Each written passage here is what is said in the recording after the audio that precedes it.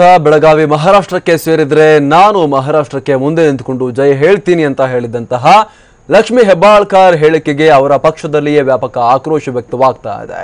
ಈ ಬಗ್ಗೆ ಮಾತನಾಡಿರುವಂತಹ ಮಾಜಿ ಸಚಿವ ಸತೀಶ್ ಜಾರಕಿಹೊಳಿ ಈ ರೀತಿಯಾಗಿ ಹೇಳಿರೋದು ತಪ್ಪು, ಇದಕ್ಕೂ ಪಕ್ಷಕ್ಕೂ ಯಾವುದೇ ರೀತಿ ಸಂಬಂಧ ಇಲ್ಲ ಅಂತ ಹೇಳಿಕೆಯನ್ನು ಕೊಟ್ಟಿದ್ದಾರೆ.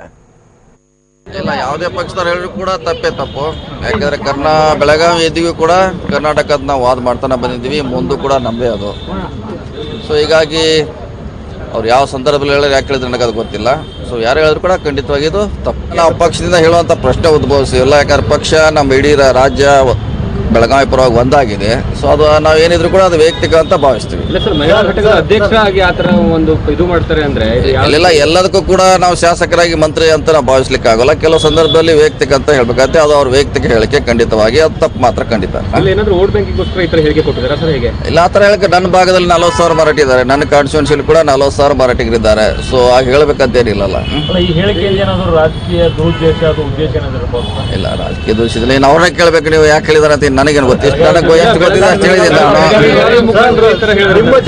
ಅಲ್ಲ, ಕರೆಕ್ಟ್, ನನಗೆ ಎಷ್ಟು ಗೊತ್ತಿದೆ ಅಷ್ಟು ಹೇಳಿದೀವಿ. ಅದು ಯಾವ ಕಾಲಕ್ಕೂ ಬೆಳಗಾವಿ ನಮ್ಮದೇ.